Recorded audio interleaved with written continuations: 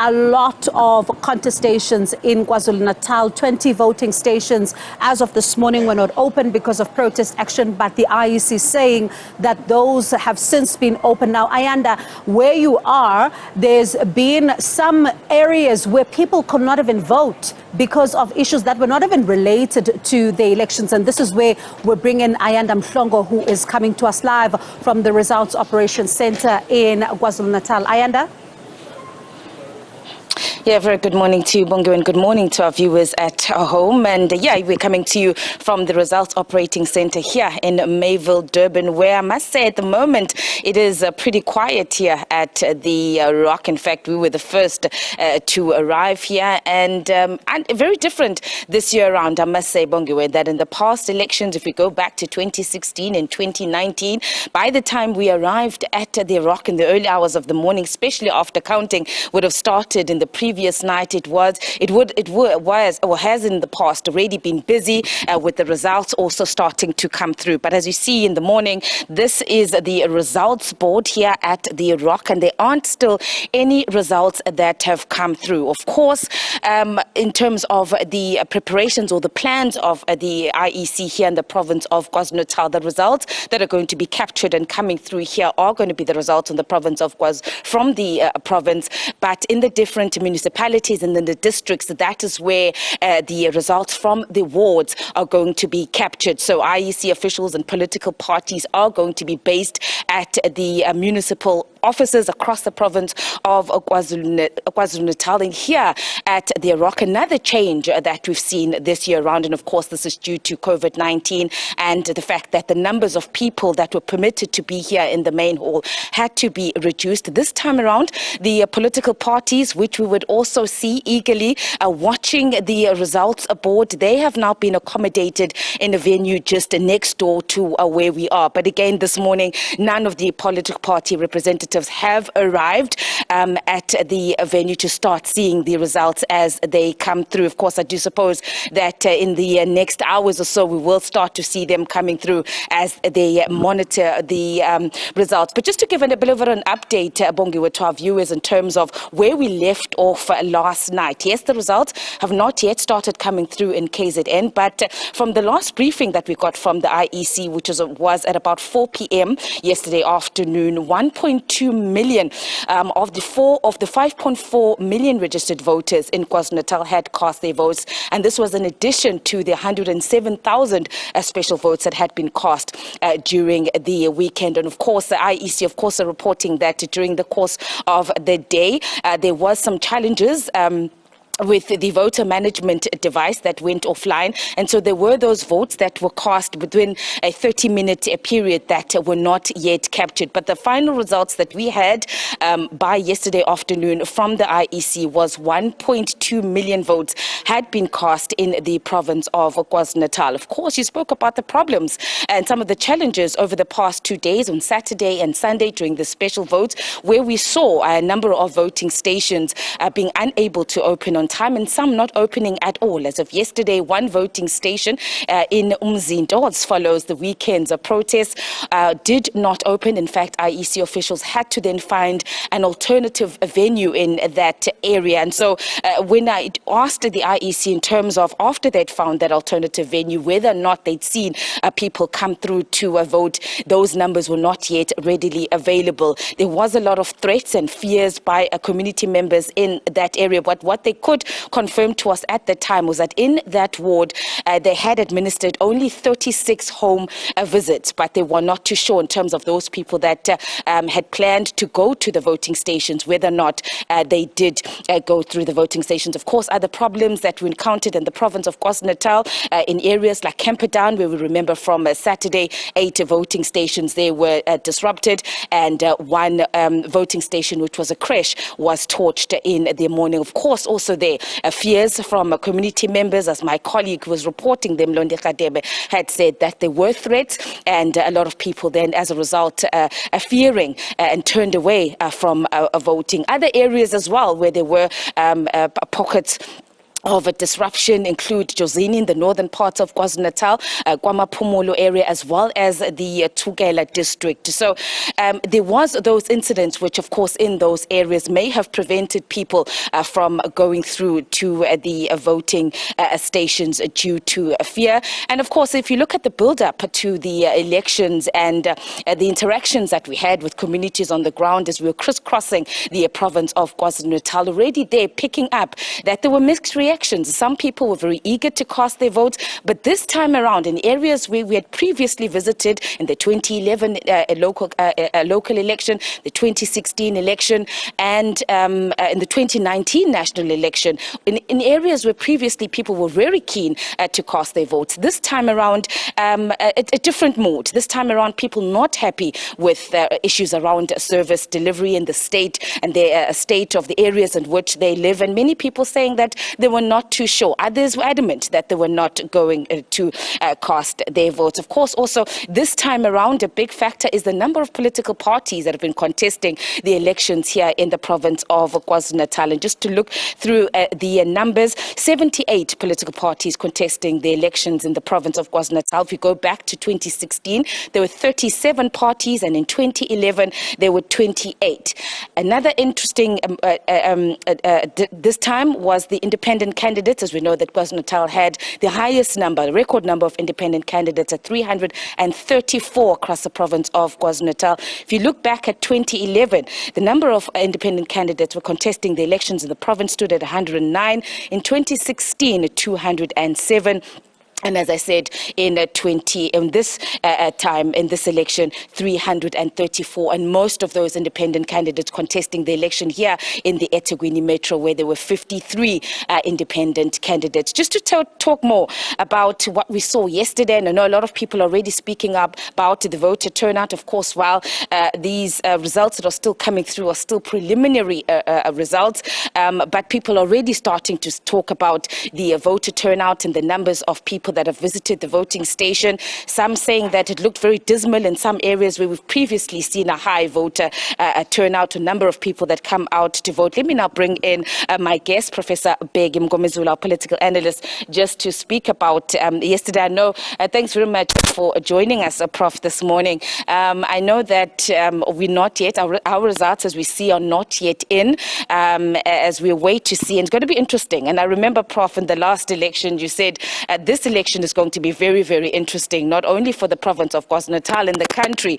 but I was just driving around yesterday and we had a lot of discussions with you throughout the course of the day yesterday when we were monitoring what our colleagues were, the colleagues were on the ground and what we were seeing in the various voting stations. And just here in the heart of the Durban CBD, when we were driving around previous elections, Prof, there's some voting stations we would see a buzz of activity outside the voting stations. People would be there with the gazebos, really, really exciting. This time around, we're driving around very, very quiet.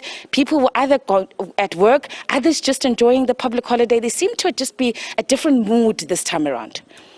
No, I understand. Things have gone terribly wrong in this election. And one is surprised because under normal circumstances, you would expect that since people have been complaining about a lot of issues, then they would be interested to participate in this election. We have had a number of service delivery protests.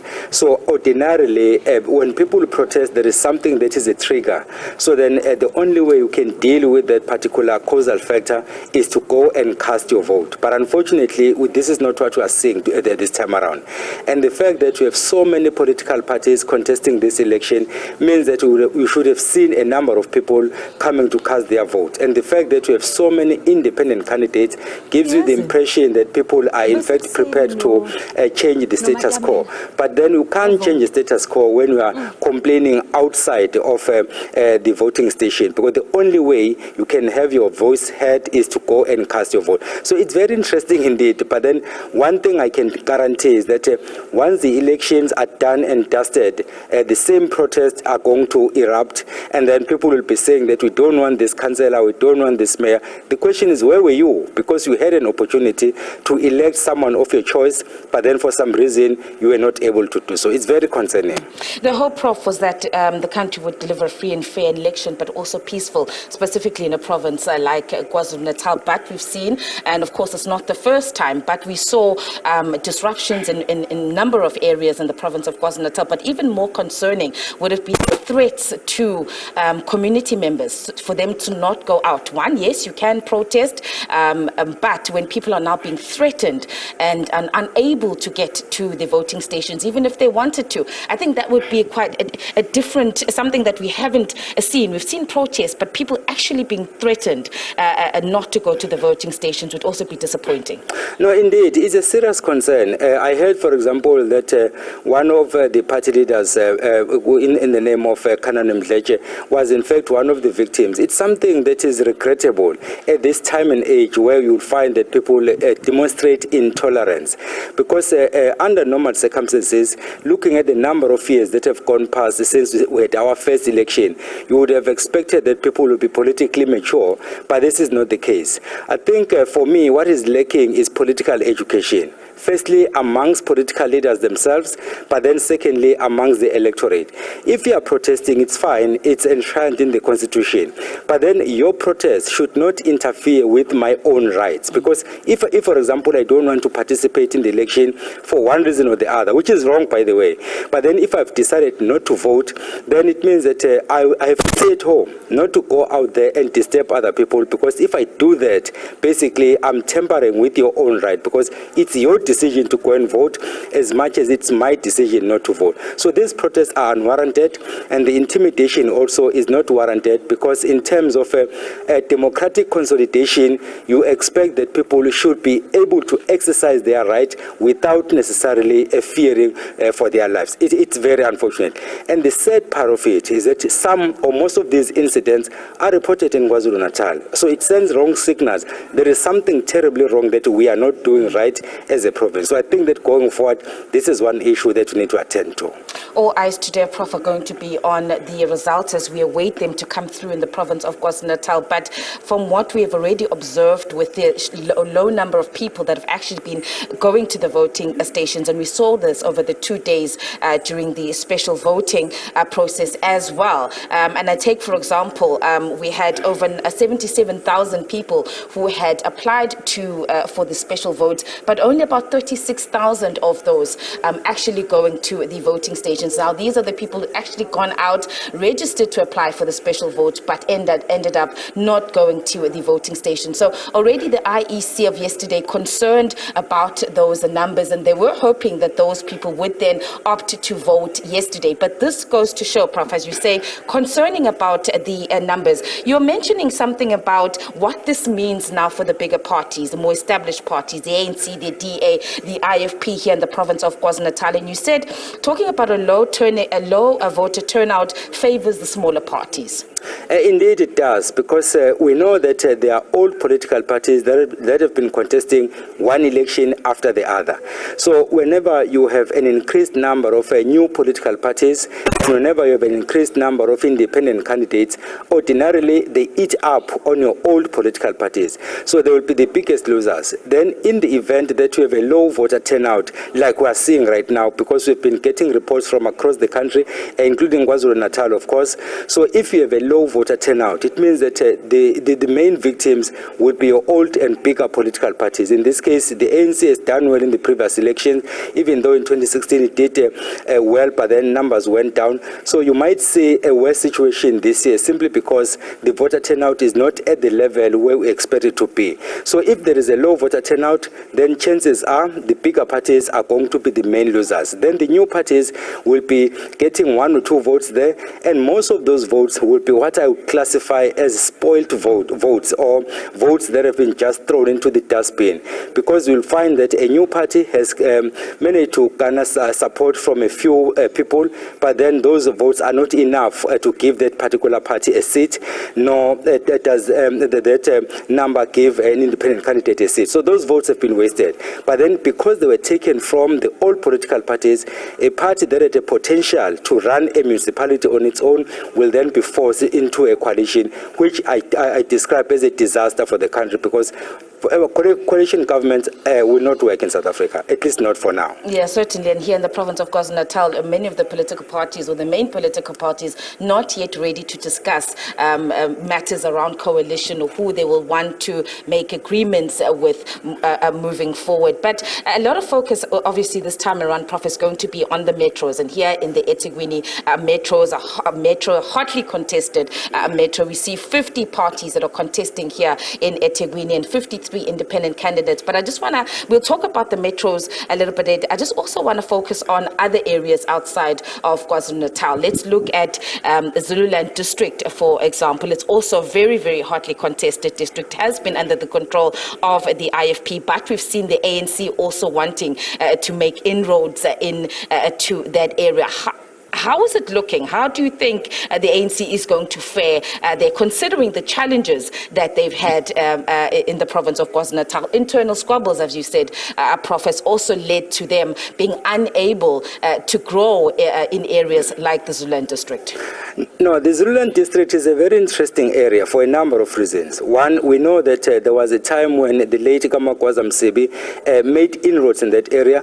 One, while she was still a member of the IFP, and then later when she became a leader of the NFP. And we recall that the NFP did not contest the election in 2016, but now they are back, albeit with some challenges, but you can see their visibility, they are there. So basically it means that you will have the IFP wanting to retain whatever power that they garnered in 2016. You will have the NFP saying that we are back with a big bang, as they would want to put it. And then of course you'll have the ANC saying that we've been out in the cold for too long and want to stamp our authority. So basically it will be a very interesting area, the district of Zululand, simply because you will have these three main political parties. I'm not saying that other parties are not contesting there, but I'm just talking about the main role players. It is the IFP, the ANC, and of course the NFP. So it will be interesting as to who is going to emerge victorious in that district, because it's a district of interest. And of course, as I said earlier on, Prof, all eyes on the Ethekwini metro. The ANC has said that they are confident that they're going to do well, fare well in this election. If we looked at their results in the 2011 local election, they came in at 61%, a drop then in 2016 at 56%. What is the picture looking like this time around, Prof? I've heard that there are a number of political parties that are vying for Ethekwini. But then, truth be told, the ANC will still win Ethekwini, albeit with a small margin.